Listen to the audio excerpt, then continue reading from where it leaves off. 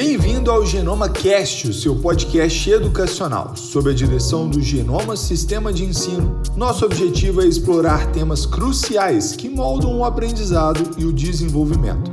De desafios contemporâneos em sala de aula a inovações pedagógicas, cada episódio oferecerá insights profundos, entrevistas com especialistas e reflexões práticas para os pais, educadores e interessados no futuro da educação. Junte-se a nós para um bate-papo objetivo e dinâmico.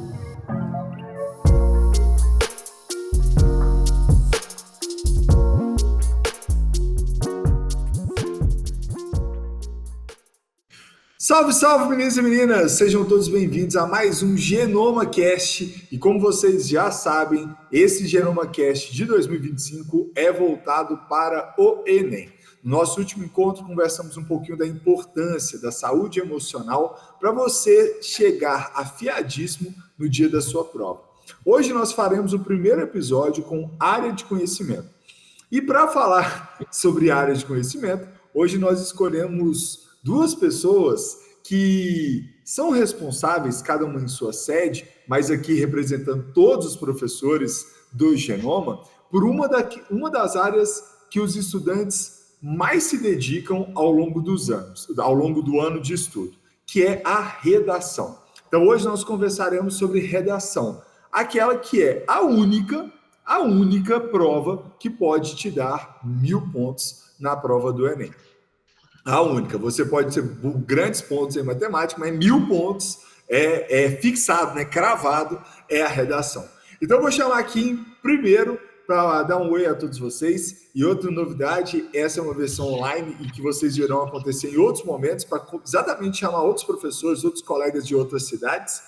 Então, primeiramente, vou chamar uma conterrânea minha, né? Não é de outra cidade, mas como esse encontro é online, seja bem-vinda, Betânia. Você tá boa? Eu tô joia e é um imenso prazer estar aqui de novo, compartilhando conhecimento. Espero que a gente faça bastante troca, a gente dê bastante dicas, né, para quem está ouvindo. O pessoal, acorde aí, porque a gente vai falar de muita coisa boa de redação. E é legal o termo acordar que você utilizou, né? Porque é isso, gente. Temos uma caminhada ainda considerável até o dia da prova. Então, muito do que nós conversaremos aqui pode ser uma excelente estratégia para você refinar o que você já está fazendo ao longo desse ano. E junto com eu e Betânia temos também Marcos. E aí, Marcos, diretamente de terras de Teoflotone, seja bem-vindo. Muito obrigado. Oi, gente, eu sou o Marcos, professor de redação, professor de linguagens em geral. Estou aqui para dar um reforço, para afinar, ajudar, né? Não, um reforço de peso, né, Betânia? Porque esse homem aí, é excepcional. Essa pessoa, eu tô colada nele, porque, chimaço, viu? De verdade, né? O Marcos, pessoal, inclusive, é nosso hoje responsável na rede pela estrutura de redação. Então, o Marcos é a pessoa que lida diretamente com os professores, alinha junto com os professores os temas, as dificuldades que vão se apresentando em cada unidade, exatamente para que o trabalho ele seja mais personalizado e mais próximo da realidade que os estudantes vivenciarão. Então, o Marcos desempenhou um excelente papel no Genoma, começou esse ano e já chegou assim, mandando banca, né? E para poder iniciarmos o papo, eu quero ouvir os dois, mas por uma ordem alfabética, vou citar primeiro a Betânia. Betânia, e aqui, me responde uma coisa. Escrever a redação para o Enem é só saber escrever? Se eu for um bom escritor, eu já estou preparado para fazer uma boa redação do Enem? Então, ser um bom escritor vai ajudar, mas não é tudo, porque existe uma palavrinha que eu costumo falar muito com os alunos, chama-se estratégia. Eu estava comentando nessa semana com os meninos, né, na escola, falando com eles assim, que eles se preocupam muito com o que vai cair. Qual tema, fica procurando, porque o professor disse que vai cair isso, vai cair aquilo. Eu converso com eles assim, olha, você não precisa realmente saber o tema, porque minimamente um professor comprometido, né, com a educação, ele vai tratar de vários eixos temáticos. Então, ele vai resvalar em algum aspecto do tema, mas mais do que você saber o tema, você precisa estruturar um texto. Então, se a gente colocar assim, 2 perfis de aluno, Aquele aluno que sabe o tema e um aluno e que não sabe muito de estrutura e um aluno que sabe estruturar um texto e sabe um pouco menos sobre os assuntos. Qual dos dois tem a possibilidade de tirar uma nota maior? Quem sabe estruturar. Porque deve ser, assim, a gente, pela experiência, a gente sabe que você ter o conhecimento não garante a nota alta, porque o que você vai fazer com o conhecimento que você tem? Então, o bom escritor, ele já tem um passo à frente. Ele sabendo, né, estudando com estratégia, e ele tendo conhecimento do que está acontecendo ao nosso redor, porque é isso que o Enem, né, vai abordar, que nós não sabemos o quê, mas é muito improvável um aluno, né, que já tem assim, que vem se dedicando aos estudos, não saiba escrever sobre o que o Enem vai exigir. Então, a estrutura, né, aliada com a prática e o estudo, assim, aquele treino constante, é o que leva a um excelente resultado. Perfeito. Marcos, alguma coisa a acrescentar aí nessa observação? Eu achei fantástico o que você trouxe, Betânia. Eu vou um pouquinho além da Betânia. Ela falou que ser um bom escritor ajuda. Eu já penso assim, redação do Enem é técnica. Então, os seus argumentos, os seus repertórios são como tijolos. Tijolo sozinho não faz uma casa. Então, o que a gente ensina para os alunos, na verdade, são técnicas para justamente colocar aquele cimento, né, e ir construindo uma casa. Só que aí o que acontece? Ao longo da vida, aquela casa ela vai ser melhorada, ela vai ser reformada, nós vamos repintar, nós vamos mudar, alinhar uma coisa, colocar um negocinho, um detalhe. Então, o que o aluno precisa fazer mais no início do ano é aprender a construir essa casa. E aí, nessa época em que a gente está, que é muito crítica para o Enem, é começar a fazer esses acabamentos finais, justamente para preparar um modelo próprio e saber escrever bem. Quando eu falo modelo próprio, é porque muitos dos nossos alunos têm aquela cultura de procurar um modelo pronto na internet, só que o Enem tem feito um trabalho de desmantelar esses modelos. Nós temos visto isso na correção do ano passado, nas correções da plataforma. Então, é aprender a estruturar o texto, como a Betânia falou, aprender a colocar essa casa de pé, já bonita, bem acabada, e mesmo assim, se manter aberto a possíveis modificações do seu modelo. Então, os alunos eles costumam se apegar muito a algumas áreas do conhecimento mais coringas, só que eu já falo muito assim, cuidado na introdução, porque é a sua carta de abertura do texto, é o primeiro contato que o corretor tem com você. Então, é ideal tentar fazer uma introdução mais customizada para o tema, justamente para o corretor ver que você tem aquele trabalho. E pensar que é a única prova prática do Enem. As outras são cálculos, as outras são resoluções de questões, e é óbvio, o TRI está aí, o aluno ele pode chutar tudo se ele quiser, mas a prova do Enem mesmo é a prova da redação. É como se fosse uma prova de direção de carro. É mostrar que você sabe dirigir, que você sabe escrever, sabe argumentar, sabe estruturar a sua redação bem, e principalmente propor algo concreto para resolver aquele problema. Não, e é fantástico que você trouxe, você trouxe a analogia do carro. Eu gosto muito de usar a analogia do carro, quando eu preciso explicar para os estudantes o que é a competência e o que é a habilidade. Né? Eu falo coisa assim, gente, a prova do Enem é uma prova norteada sobre competência e habilidade. Uma habilidade é você saber dar ré. Saber dar ré é uma habilidade. Saber virar para a esquerda é outra habilidade. Saber virar para a direita é outra habilidade. O que é uma competência? É você pegar todas essas habilidades e ser capaz de dirigir um carro de uma maneira segura. E aí, por que eu estou dizendo isso? Né, eu cheguei nesse ponto. Porque quando você trouxe a ideia, Marcos, de que a prova, o Enem tem desmantelado os modelos prontos, agora, ele desmantela porque ele quer que você não apenas faça pequenas operações, mas que você faça aspectos que sejam mais complexos. E a prova de redação, né, a estrutura de redação, ela é estruturada sobre competências, correto? Ou seja, não é sobre você repetir alguma coisa, é sobre você, eventualmente, utilizando seu conhecimento, utilizando, então, sua experiência de vida, conseguir desenvolver o que se propõe, né? Então, uma das coisas que eu acho muito importante para o estudante é ele entender um pouco dessas competências. Então, quando eu falo para eles na minha área, que é a área de ciências humanas, eu falo assim, gente, a competência 1 do Enem é sobre cultura. E cultura é o tema que mais caiu na prova de ciências humanas. Até hoje, então saber sobre cultura é fundamental para você poder deslanchar. Vai ter pelo menos 7, 8 questões sobre cultura na sua prova. Vai ser na história, vai ser na sociologia, vai ser na filosofia, vai ser em vários lugares. Então, para a redação, são quantas competências e o que em suma, essas competências, elas trabalham, né? E aí vocês podem distribuir entre vocês, cada um fala um, ou um só fala. Então, vamos começar pelo Marcos aí, que finalizou a conversa aquela hora, né? Vamos de C1 então, né? A competência 1 no Enem, gente, sempre foi o maior desafio dos nossos alunos até o ano passado. Né? Aí eu vou entrar numa outra competência aqui. Aí a competência 1, ela vai tratar do seu uso da língua portuguesa na redação. Então, vírgulas, concordância, crase, regência. E aí nossos alunos mais técnicos, nossos melhores alunos tiram 960, 980 e eles perdem na C1. Só que aí, uma modificação que aconteceu no ano passado, e que nós temos sentido isso em aula, tem sido nosso grande desafio, agora é a C3.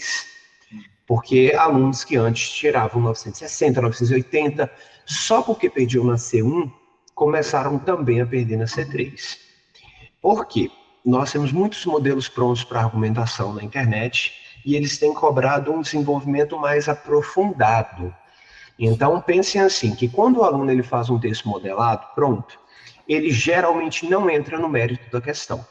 Então, ele fica mais superficial, ele faz uma análise mais simples da questão, e agora eles pedem que os alunos tenham direção propositiva, que é quando você cita nominalmente elementos daquele problema que está sendo analisado, então causas específicas, consequências específicas, e que você realmente dê nome a eles lá na redação, justamente já afunilando, alinhando, para fazer a sua proposta, por isso que chama direção propositiva. Então dá um norte na sua redação.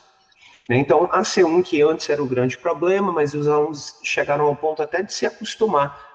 Perdi 40 na C1, normal, é assim mesmo.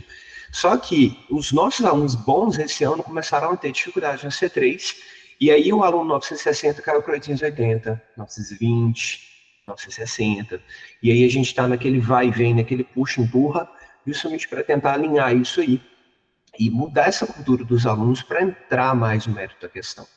E aí a Bethânia vai falar para vocês da C2, C4, podemos falar juntos da C5. Então, eu vou só complementar um pouquinho essa C3.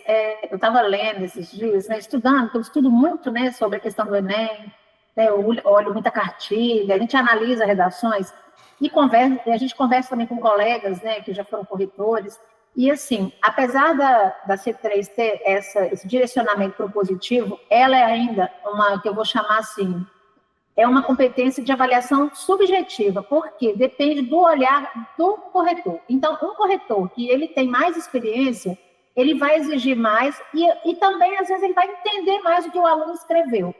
O corretor que não tem tanta experiência, ele pode punir indevidamente ou valorar também indevidamente. Demais. Então, por isso que essas notas, elas têm essa, né, assim, às vezes, uma discrepância. Mas eu tirei tanto. Porque eu trabalho muito com eles, assim, como o Marcos falou, não basta você dizer, por exemplo, que o governo é negligente porque ele não faz uma política pública. Qual a política pública que ele não faz? Você tem que ter esse exemplo, para deixar claro, para que o aluno não, por exemplo, que o corretor compreenda claramente que ele está aprofundando, né, a explicação. E com isso, o que acontece com esses modelos prontos? Eles têm muitas lacunas argumentativas e falha de projeto de texto, que atrapalha o aluno. E assim, eles não têm uma validação, é qualquer um que joga, eu tirei uma nota boa no Enem aqui, meu modelo é esse. Funcionou, e a gente tem visto, né, ao longo dos Enems, que uma nota 1000 de um ano não quer dizer que no outro ano ela tiraria 1000. Então, essa preocupação do Enem, eu comecei a perceber em 2022. Esse aprofundamento começou a ter um movimento, assim, eu vi pelas notas, por quê?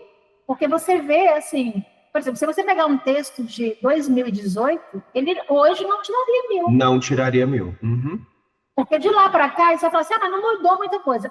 é por conta dessa avaliação que é subjetiva, que você vai a cada ano, por ela ser subjetiva, a cada ano ela vai tendo um novo contorno, porque as coisas não vão ficar do mesmo jeito. E também, só para complementar aqui, eles estão tendo, eu não sei, Marcos, se você tem percebido, problemas com a competência 4, que era uma competência tranquilíssima para eles, e com a 5. Por quê? A 5 com a 3, elas têm uma ligação. Apesar das competências, cada uma ser independente, a nota, mas elas têm uma ligação.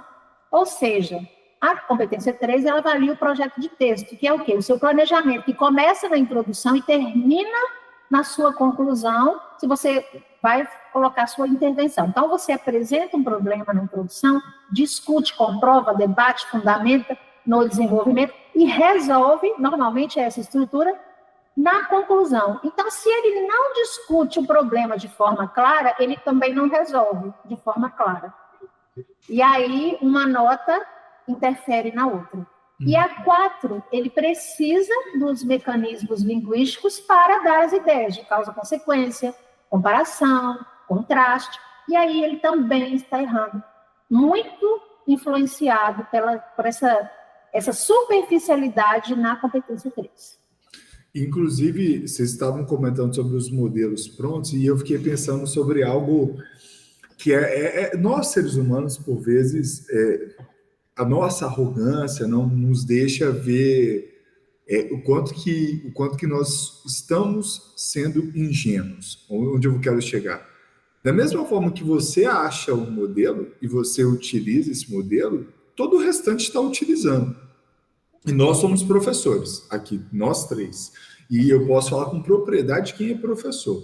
Se você lida de uma forma muito recorrente com um modelo, você tende a desprestigiar aquilo. Você começa a meio que se afastar daquilo. Você fala assim, não, isso aqui está muito repetitivo.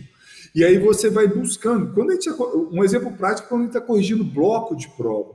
Às vezes o menino fez uma resposta mais simples, que eu falo assim, mais simples, não é tão estruturada, né? Vamos pensar assim. Mas ele foi com pontos, bem organizada. Que aí você vai lá e dá mais ênfase para a correção dele, né? Vamos pensar assim. Assim como eu costumo também dizer muito para os estudantes, e eu vou sair um pouco do script, que é sobre a questão da beleza da prova. Aí eles falam assim, como assim beleza da prova? Eu falo assim, gente, eu falo um negócio para vocês. Rasura, né, numa prova, ela é permitida, ela deve ser evitada. Não é porque ela tem que ser evitada porque você vai perder pontos sobre isso. Não é só sobre isso. É também porque quando você bate o olho numa prova e ela está muito suja, o corretor tende a ser, eu falo corretor professor, tá? Agora, o Enem eu vou deixar para vocês falarem. Ele tende, naquele momento, ser mais rígido, porque aquela imagem, em algum aspecto, ela gera sobre ele uma atenção redobrada. O que eu falo, faz sentido quando a gente pensa Enem também, redação do Enem, ou não? Com certeza. Davi, a questão da letra é um sofrimento, né? Porque... Eu sei, eu vejo, eu falo assim, gente, como os professores de redação sofrem. A maioria usa óculos, aqui, ó, a gente de óculos, aqui, ó, porque a questão é a seguinte, gente, o corretor do Enem, ele é um ser humano. Não sabemos daqui 5 anos se vai ser uma IA que vai corrigir, só que ele é um ser humano. Quando a gente pega uma letra pequenininha, mas legível, que é o ideal do Enem, né? Eu ensino para os meus alunos. O ideal é que na linha, a sua letra minúscula não passe da metade. Se precisar errar, faz um traço bem simples e escreve na frente. Se precisar fazer aquilo que a gente não gosta muito, que é encavalar, né, as palavras, você vai fazer um riscozinho, colocar em cima sem invadir a linha superior. Essa é a regra. Mas a questão da letra, quando a gente pega uma letra bonitinha, pequenininha, redondinha, legível, dá prazer de corrigir. Agora, quando é uma letra bem, né, condensada, difícil, itálico, aí o corretor, na hora de corrigir, a gente fala assim, e vai para a correção. Então, pensa que isso gerou uma emoção negativa no corretor quando ele começou a corrigir sua prova. Então, comecei minha prova, letra difícil, utopia. Na obra Utopia de Thomas More, mostrado uma sociedade perfeita, no entanto, o Brasil não é perfeito, porque complete com um problema. Aí já vai com ranço total. O corretor já vai entrar na sua redação tirando 40 da sua... Nem fala esse nome, não. Utopia, a redação do ano passado, gente, de 200 redações que a gente corrigiu num dia, 150 era utopia, porque tirou 1000 no ano anterior ao ano passado. Então, chega um ponto que saturou. E você falando sobre essa questão de um modelo, professor de redação também é corretor de redação e vice-versa. Então, da mesma forma que você achou e usou, o professor de redação viu 1000 exemplos daquilo ao longo do ano. Então, na hora da correção do Enem, ele vai ver a mesma redação de novo. Então, o ideal perfeito mesmo seria o aluno criar tudo, customizar tudo na hora de fazer a prova. Só que isso é difícil. Então, a gente vai criando um modelo próprio, um norte, uma coisa que você sempre faz, com leves modificações, que permita que você se adapte ao tema. Por quê? Dependendo do tema que cair, ele quebra seus modelos.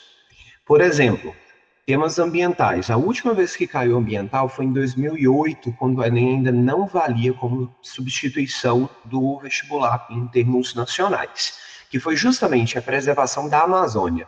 De 2009 para cá nunca caiu ambiental. Cai sempre na prova, mas tem... 2022, né? Que falou um pouquinho, porque falou... um pouquinho sobre os povos e tal. Mas nunca caiu diretamente. Então, vai que a possibilidade é muito baixa, mas vai que cai. Economia também tende a ser um tema que o Enem não aborda muito, porque seria um tiro no pé do próprio governo. Vai que cai.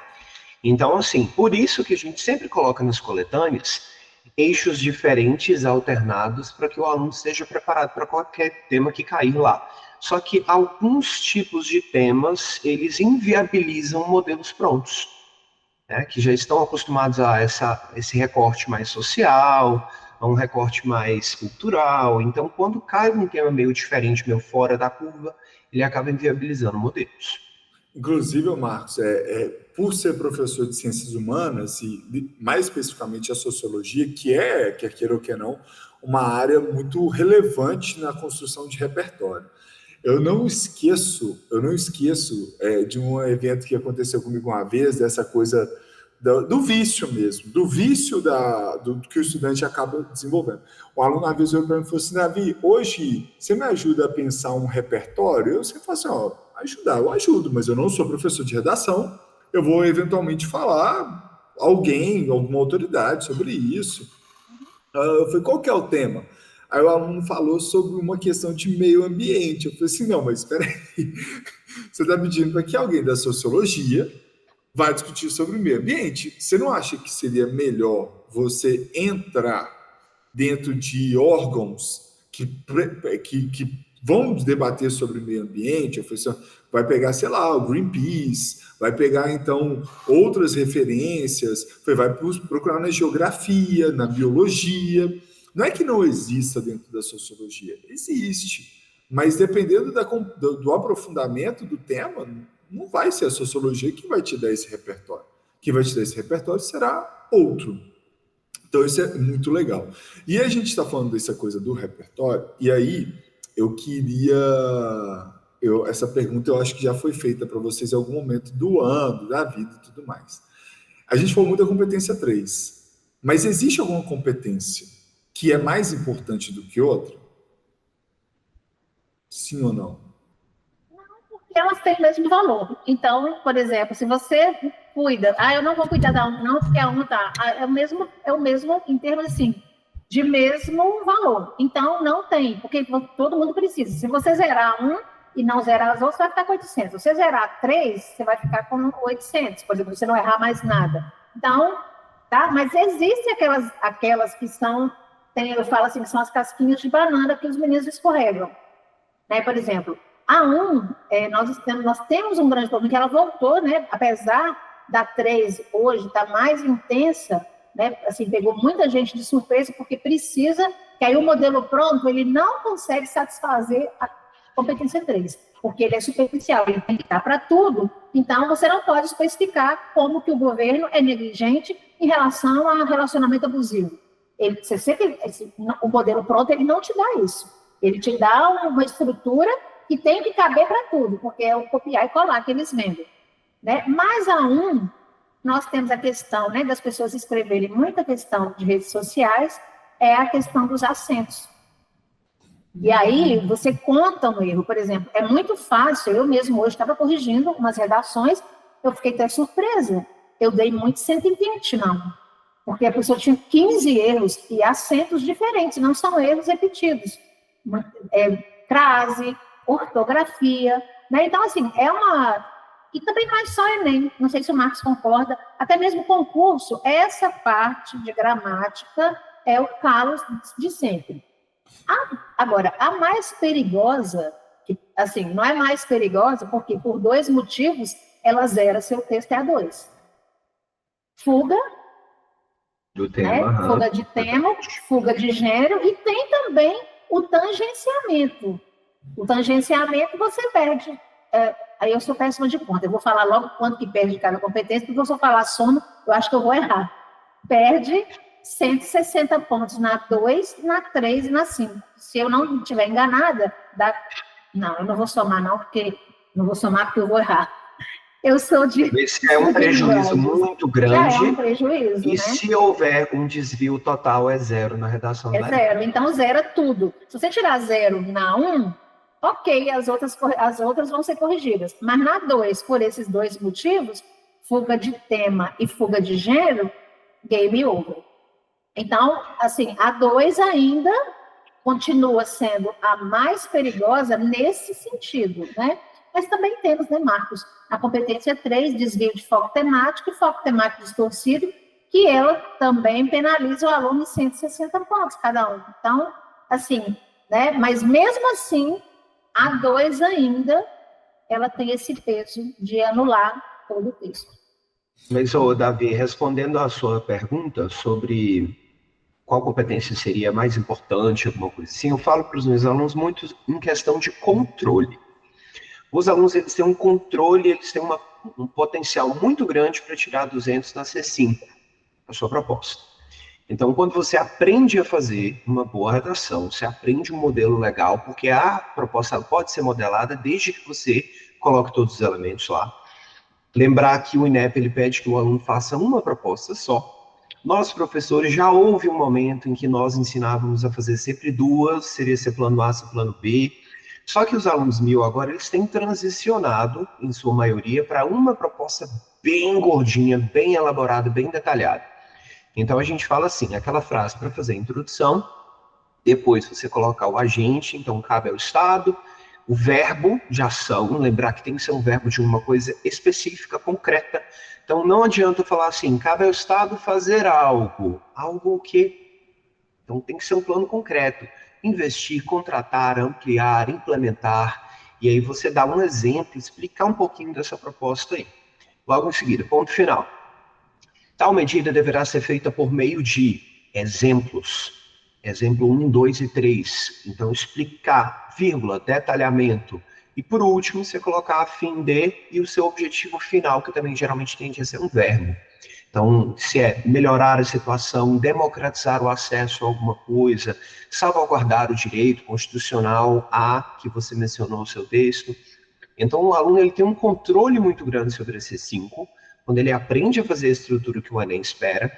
E lembrar que a redação do Enem, ela é uma correção de milhões de textos. Então, se nós temos 4 milhões de candidatos, são 4 milhões de textos. Geralmente menos, porque muita gente não faz, ou faz somente a redação, então acaba equalizando. E aí, o corretor, ele espera encontrar um tipo de padrão na sua redação, que vai encaixar com o que ele espera encontrar na sua correção. Então, se a sua C5, ela tá bonitinha, padronizada, do jeito que o corretor gosta, a gente vai rápido. Você achou a gente, é uma medida viável, que é uma coisa que já existe, por exemplo, mas você está propondo uma melhoria, seus meios estão bons, estão claros, detalhou, detalhamento subjetivo, tem uma finalidade clara, pronto, 200 pontos. E aí a gente consegue com nossos alunos criar uma estrutura para a C5 que fica à prova de balas, que ela fica hermética, selada, que o aluno ele não conseguiria ser penalizado de forma alguma. Então, nós temos um controle muito grande sobre esse ciclo. E aí, por ela ser modelada, em muitos casos, ou ela ser pré-formatada, às vezes os alunos meio que desvalorizam, ou eles não colocam tanto peso, eles têm um medo muito grande de fazer a introdução, o desenvolver do texto, e acaba que a C5 sai meio que no embalo, né? Então, se ele fizer essa C5 com mais cuidado, ele consegue garantir os 200 pontos. A C2 realmente é muito perigosa, a C3 é muito perigosa. A C4, se o aluno tem bom vocabulário, boa leitura, bons sinônimos, porque não é só a conjunção, tá? Pronome também, esse, tal, podem contar, ele. Então, aqueles elementos coesivos todos que a gente usa, as palavras que a gente usa para se referir ao tema, cuidado com repetições. Então, C4 e C5, o aluno ele consegue ter um controle maior. E ele mesmo consegue manipular a sua nota. Então, já garantiu 200 na C4? Ótimo. 200 na C5? Ótimo. Aí tem mais cuidado mesmo na elaboração do texto e atenção a C1, que sempre vai penalizar. Não, fantástico. Inclusive, já vamos aqui pegar esse gancho para seguir para o nosso caminho, né? Nossa trajetória final de fechamento do podcast. Queria perguntar a vocês duas dicas. Uma, que é uma dica geral, né? Então, vou perguntar para a Betânia primeiro, que é, Betânia, o estudante que vai escutar esse podcast, então, hoje, né? Que está aí, e tem ainda metade de agosto, setembro, outubro, uma semana ali de novembro. Ou seja, ele tem uma boa caminhada ainda. O que esse estudante, tá? E aí eu vou passar para a Betânia, depois da Betânia o Marcos pode também complementar. E depois eu volto com uma outra rodada de perguntas, né? O que esse estudante, qual que é a dica que você, segurando na mão dele, daria para esse estudante ou para essa estudante sobre estudar para redação pensando na prova do Enem em 2025? Bom, segurando na mão, tá, Betânia? Ó, tem que ser aquela dica assim, com carinho, entendeu? Olha, considerando, né, que a gente já falou aqui, a dica que eu dou a ele, se ele já está, né, nesse processo de estudar, é ele aprofundar nos eixos temáticos. Por quê? São dali que os temas vão sair. São macro-áreas em que os temas se localizam.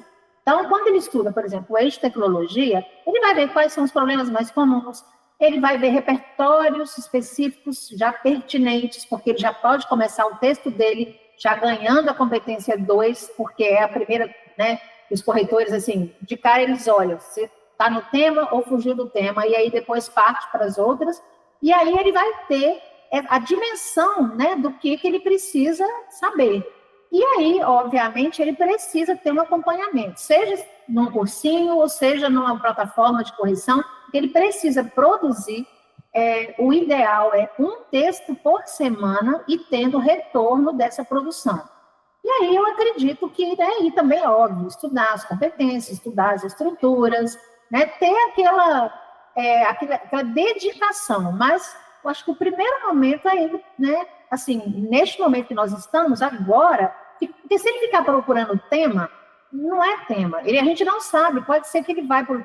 Porque, por exemplo, dentro do eixo temático, a gente vê todos os elementos que a gente precisa. Se cair um eixo um tema daquele eixo, ele já vai ter uma bagagem para poder apresentar no Enem. Eu vi, inclusive, Betânia, só para complementar o que você disse, eu realmente não sei quem, mas é um professor ou uma professora de redação, de nome nacional, né? Agora, realmente eu não sei e também não é relevante a pessoa nesse momento, mas o que ela trouxe como pontuação eu achei interessantíssimo, que ela falou assim, lá em 2015, 2016, né, nós, professores de redação, nós criamos uma utopia de que era possível acertar o tema. E isso criou uma cultura sobre os estudantes e sobre os pré-vestibulares, de que o Enem é sobre acertar o tema, e não é sobre o tema, é sobre eixo. Então, eu achei muito interessante, porque ela colocou, foi uma professora, lembrei, ela colocou exatamente isso, ela falou assim, gente, naquele momento a gente fazia isso como uma forma de se destacar no mercado, mas a gente criou uma armadilha contra a gente mesmo, porque hoje o estudante, difícil ele virar a chave, às vezes, né, principalmente o estudante menos maduro, de que não é sobre o tema, é sobre eixo. E ele preparado para o eixo, bem estruturado para o eixo, ele vai embora. Né? Então, assim, excelente dica. é algo assim que o estudante que está acompanhando o debate sobre educação para além dos muros da sua sala, ele verá que não é uma voz isolada da Betânia, é uma voz da comunidade. A comunidade que produz hoje redação, e eu vou falar agora de forma que seja um tanto quanto e a opinião do Davi, tá? Por favor, que fique claro. Aquelas pessoas que estão ali ainda tentando criar qualquer tipo de vínculo sobre um futurismo, sobre um adivinho, né? Nessa coisa de adivinhar, não está dialogando com uma comunidade séria que produz educação hoje. Uma comunidade que produz educação hoje de forma séria está falando assim, não foca no modelo, foca em estruturar, entender o que você precisa fazer, foca na coisa dos eixos e tudo mais. Mas falei demais, eu nem sou professor de redação, só queria mostrar que é muito interessante, porque você vai escutar isso vindo de muitos outros profissionais de muita credibilidade, como os dois que estão aqui. Marcos, agora a sua dica, segurando na mão do estudante. Só para complementar também, o que eu falo em aula é aposta para o Enem, que o professor faz, ela é uma aposta. Quando a gente aposta na Mega Sena, você espera ganhar. Só que a estatística trabalha contra você. São 53 milhões de chances, você tem uma. Então, quando o professor ele faz um chute educado, né, a gente faz uma aposta para o Enem, nós esperamos acertar, só que ninguém tem obrigação de acertar, e é na sorte mesmo, gente. Então, por isso que a gente faz as coletâneas com todos os eixos, alternados. Você vai ver temas que são parecidos. Então, por exemplo, existem várias violências. A gente sabe que quem trabalha com redação há mais tempo, a gente fala sobre várias violências. Violência nas escolas, no trânsito, nos estádios, violência urbana, violência simbólica, violência contra a mulher, que já foi tema do Enem. E aí, se você sabe áreas para esse eixo, qualquer violência que cair vai te preparar, né? Você vai estar preparado para ela. A dica que eu falo para você, segurando na mão e fala vai, faça projeto de texto. Faça projeto de texto. Começou sua redação, abriu seu caderno de prova, a redação está lá no meio, leia os textos motivadores, sabendo que você idealmente não deve utilizar nada deles. É um plano B para o aluno que está completamente perdido. Vou citar o exemplo dos povos originários. Muitos dos meus alunos, vou falar até eu e Betânia aqui, se eles não tivessem mencionado no texto motivador ribeirinhos, eu acho que eu não ia me lembrar na hora da prova.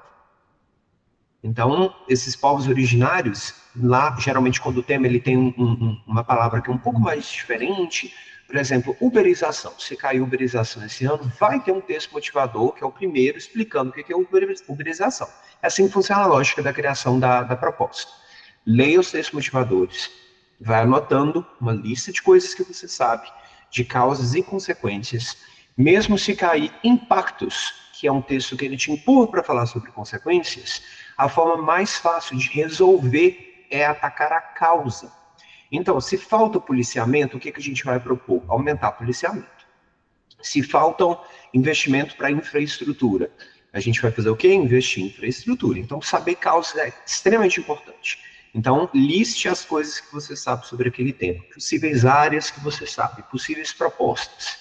É isso que a gente faz naquele planejamento ao qual os alunos têm acesso, de uma listona de causas, uma listona de consequências, uma listona de área, uma lista de propostas. E aí, depois que você vai fazer o seu projeto de texto, na introdução, qual o repertório que eu vou usar? A tese eu ainda não sei. Aí eu tenho meu argumento 1, meu argumento 2. Agora eu sei a tese. Qual repertório se encaixa melhor nesse meu argumento 1? Qual repertório se encaixa melhor nesse argumento 2? E qual proposta que eu vou criar que consiga abarcar tudo isso que eu mencionei? Uma proposta bem gordinha, bem completinha. Fazendo esse script, que a gente chama de planejamento, projeto de texto, você aí vai conseguir começar a escrever a sua redação. Todo aluno meu, como o Davi falou, menos maduro, que ele abre a folha de redação, ele já pega a caneta e vai escrevendo, ele trava. Ele chega até o D1, e aí ele faz um D1 de 9 linhas, um D2 de 5 linhas. A gente vê que o aluno ficou sem ideia. Então, a C3, por examinar exatamente o seu projeto de texto, a sua progressão textual, como que você amarrou e organizou as ideias, é impossível você fazer uma redação que tire um 980 ou um 1000 sem projeto de texto. É como se você coloca um bando de atores em cima lá do cenário, né, em cima lá do palco, e falar, vai, gente. Mesmo que eles sejam experientes, sem um norte, sem um script, sem um roteiro, você não consegue chegar a lugar nenhum. Então, a dica maior que eu dou para o aluno é leia com os textos motivadores com muito amor e carinho, puxe da sua mente, das suas leituras ao longo do ano, quais áreas você sabe sobre aquilo, quais consequências, quais causas, organize seu texto, aí sim você começa a escrever. Não, fantástico. Fantástico. Inclusive, eu estava aqui pensando, né? Você mais cedo fez aquela metáfora do tijolo. Vocês se complementaram de modo muito perfeito, né? Porque a redação é o tijolo, que é essa estrutura que você está comentando, mas para eles poderem se conectar e fazer qualquer sentido, eles precisam dessa estrutura de repertório, e que a Betânia colocou. Então, assim, 2 dicas fantásticas. E agora, rapidinho, para a gente poder já encerrar, semana da prova. Na semana, tá, gente? A gente está falando aqui, então, segunda-feira. Começou a segunda, a prova é no domingo. Existe alguma estratégia para o estudante com foco em redação? Eu sei que estratégia, gente, é individual. Cada um tem a sua forma de agir. Mas existe alguma dica que, eventualmente, os estudantes que tiveram um bom desempenho, eles geralmente relatam ter assumido isso? E agora eu vou inverter. Então, agora vamos de Marcos, depois Betânia. Tá? Eu penso o seguinte, como é a última semana, né, para o Enem, fazer textos e esperar uma correção talvez seja inviável por uma questão de logística, né? Enviar para a plataforma é a época de maior procura que nós temos, né? Então talvez corrigir um texto nessa semana seja inviável. As monitorias lotam. Os professores, corretores de redação estão todos abarrotados. Então, esperar uma correção nessa semana talvez seja inviável. Então, a dica maior, eu vou contra o genoma nessa minha dica, é self-care. Saúde mental, autocuidado. Não adianta dormir 2 horas por noite, não dormir na véspera do Enem, chegar lá com tudo estudado, com o cérebro cansado. Não adianta tomar a pílula de cafeína, tomar Ritalina, porque a cafeína ela é uma falsa impressão de que você não está cansado. Ela só vai bloquear um neuroreceptor que vai fazer você perceber que você não está cansado. Você continua cansado, mas acelerado, mas continua cansado, né? Então, self-care, autocuidado, dormir bem. E aí a dica para se preparar para a redação é polir, seria o acabamento da casa. Então, leia redações 1000, volte naquelas listas de conectivos que os professores passam, para você melhorar um pouquinho seu vocabulário. Leia notícias, se mantenha atualizado. Então, pensa que é uma época que você tem para dar uma polida. Você pode até fazer um texto de prática mesmo, né? Mas talvez não esperar a correção. Mas voltar nas listas para lembrar de vocabulário que você perdeu. Ler redações 1000 de 2023, 2024. São os textos mais atuais, né, que se alinham mais com os critérios que a gente usa, e focar no autocuidado. Tem que fazer uma atividade física, tem que ver uma série, tem que ver um filme, isso até é uma forma de estudar, né, dormir às 8 horas direitinho, porque senão, se chegar na prova cansado, podre, não vai render, não vai fluir. Inclusive, eu vou fazer o jabá aqui, hein? Gente, o primeiro episódio foi exatamente sobre isso. O primeiro episódio do GenomaCast 2025 foi sobre a necessidade de você ter o cuidado, de você olhar para você mesmo e entender que seu corpo não é uma máquina, ele é um corpo, então ele precisa desse cuidado. E sem sombra de dúvidas, né? É o que o Marcos comentou. E óbvio, né? Como o próprio Marcos comentou, nessa semana que antecede a prova, você tem muitas formas de cuidar do dia da prova, né? Seja revisando os textos, revisando conteúdos, né? Como a gente geralmente faz no Genoma Prevê, mas principalmente tomando cuidado com você mesmo, senão você vai chegar no dia da prova e vai dar pane e não vai te adiantar de nada, né? Betânia, vamos aí. Ô, Davi, só um minutinho. O próprio branco que a gente tem na prova é justamente uma resposta biológica ao estresse. A gente repara que aquela tremedeira da mão, aquilo ali é adrenalina no seu corpo. Nós ainda, mesmo que 100 mil anos de evolução, é como se você está sentado na prova, mas o seu corpo primitivo, ele está fugindo de um leão na savana. né? Então você está gerando adrenalina, cortisol, então aquela sensação de pânico dá uma travada, pede para ir ao banheiro, toma uma água, volta, aí você faz seu planejamento, o branco vai passar, você vai conseguir fazer. Né? Então pensa mesmo que nós não somos máquinas, nós somos seres passíveis a falhar lá na hora. Fala, Betânia. Bom, você tirou, né? Tudo que eu ia falar, eu estava fazendo, gente, tá lendo da minha cabeça aqui, sabe? É porque a gente tem uma conexão muito grande, viu? Sim, sincronia. Mas olha, sobrou uma coisinha. A gente sempre faz o Genoma Prevê na semana, né? Então, tudo que o Marcos falou, eu concordo, você tem que cuidar, né? Vá para o Genoma Prevê ou para a sua revisão da sua cidade, onde você estiver, mas como, olha, eu não faça texto, não, eu sou totalmente contrário a fazer texto nessa semana. O que você tinha que fazer, você já fez. O que você tinha que dar conta, você já deu. Agora, é só alguma dica, mas não vá naquele desespero. Encare que aquele professor está ali só para ativar, né, algumas memórias naquela semana, mas bem tranquilo. Mas eu vou aproveitar aqui a oportunidade para pedir, é um pedido que eu falo, que eu já faço com meus alunos. Geralmente, na semana do Enem, vai aparecer alguém que tem uma coisa que ninguém sabe. Ele vai vender, vai dizer, olha, o que nunca te contaram sobre redação. Fuja desses programas, fuja dessas lives, porque você vai, né? Um colega vai, porque vai te oferecer um tanto de coisa, só que você corre um risco muito grande de colocar por água abaixo o trabalho todo bacana que você fez durante o ano, porque aquela pessoa não tem compromisso com você. Quem tem compromisso com você, quem pegou na sua mão lá no início do ano e não soltou. Essa é uma dica. E uma outra dica é um pouquinho depois da prova do Enem, que quase ninguém, né, acata. Não corrija sua redação antes da segunda prova. No segundo dia de prova. Por quê? Nós tivemos um ano, tá? Foi na pandemia. Não, foi 2020. Eu lembro, isso aqui é uma experiência que isso tá na internet. Acabou a prova do Enem, fizeram uma live, né, para falar da redação. Ninguém sabe por quê? Porque os corretores, eles ficam sabendo do tema no dia da prova. E aí depois há um outro treinamento presencial para definir os critérios, o que vai ser, o que não vai ser. Eu acho que nesse período, né, a cúpula lá do Enem, eles fazem um levantamento dos textos para saber se os alunos realmente, os candidatos, entenderam o que era para ser feito, se vai ter que mexer em algum critério baseado nisso.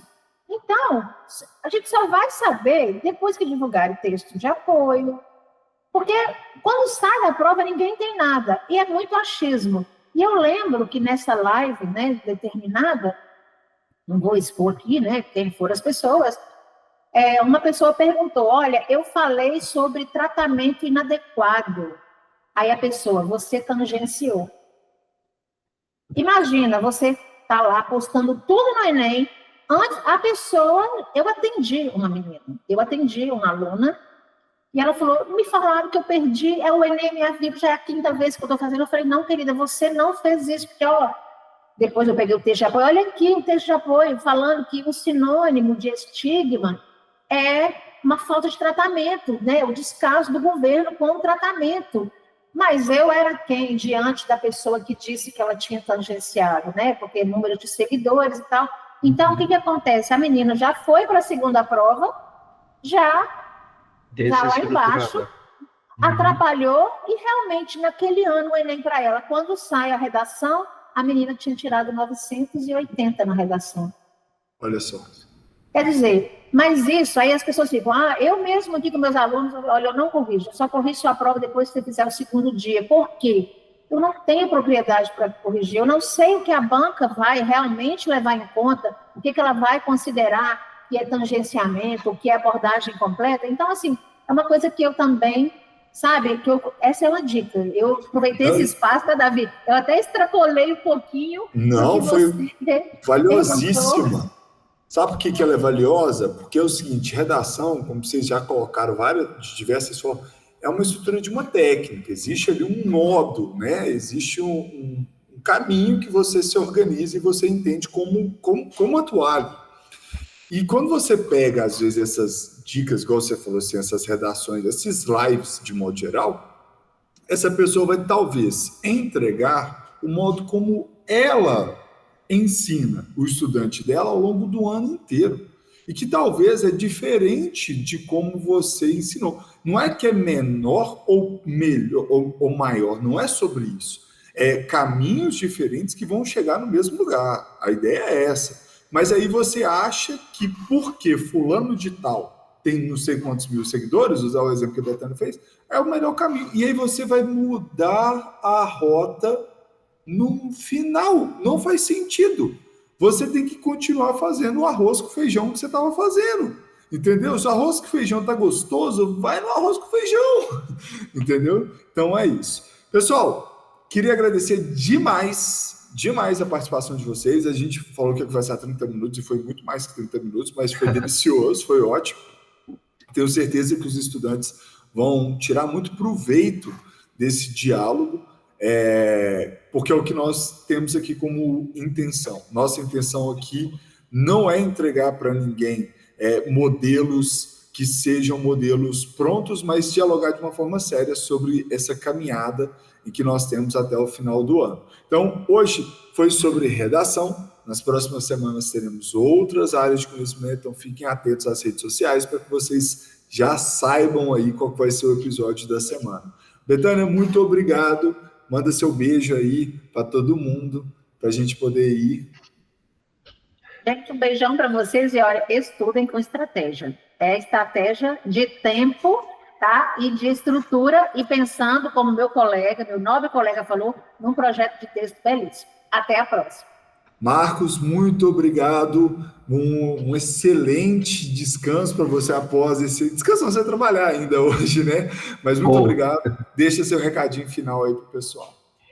Gente, desejo uma excelente prova. Não quero ver vocês ano que vem. Eu quero todo mundo na Federal, né?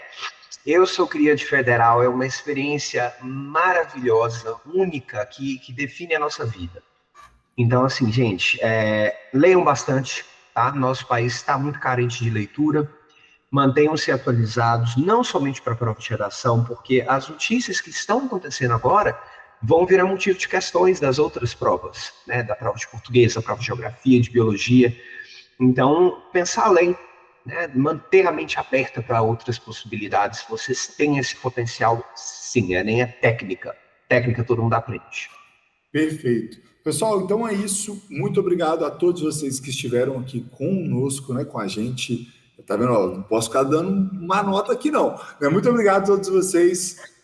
Deixem aqui seus comentários, curtam, mandem para os seus amigos. Eles são seus concorrentes, mas acima de tudo são seus amigos. Então, da mesma forma que você merece passar, ele merece estar do seu lado lá na universidade. Então, um forte abraço, um grande beijo e até o próximo episódio. Tchau, tchau.